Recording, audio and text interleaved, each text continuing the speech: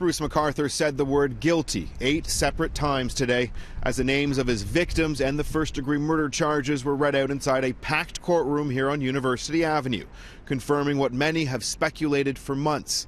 Bruce McArthur is a serial killer. Tonight, we're learning for the very first time some of the details around the murder of 8 men.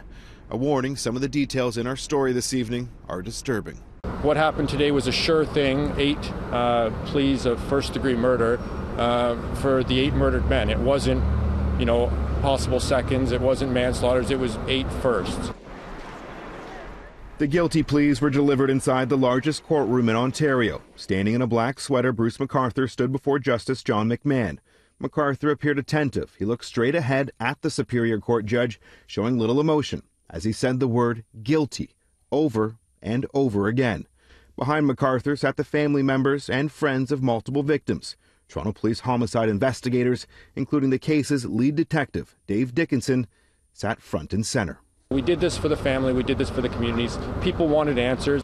Today, for the very first time, we learned 6 of the 8 murders were sexual in nature. Some bodies were staged after McArthur killed them. It was revealed that there was a ligature used during some of the murders. Police found murder weapons in his van. McArthur also kept personal belongings of some of the men he murdered in his apartment, including a bracelet, jewelry, even a notebook. Police also uncovered a duffel bag containing duct tape, a surgical glove, rope, zip ties, a black bungee cord, and syringes inside McArthur's bedroom. Whenever you have to recount the details and the emotions, it brings everything back up. Next week, the Crown will be releasing even more details about the murders, and it's expected dozens of victim impact statements will be read out in court. They're going to have to relive all that loss again as they put these victim impact statements together. I spoke with the family members of multiple victims today. They declined comment, preferring to wait and share their thoughts after sentencing.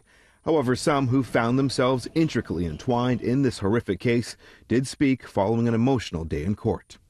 Just thinking about the last moments of those men, it comes to me quite often, particularly the 2 that I met. The court heard today that all of the body parts were disposed on and around Karen Fraser's Mallory Crescent property, where McArthur worked as a gardener. CityNews has learned McArthur's family recently came to Fraser's home to retrieve some of the gardening tools and items the killer had left behind. In your discussions with them, what did they say?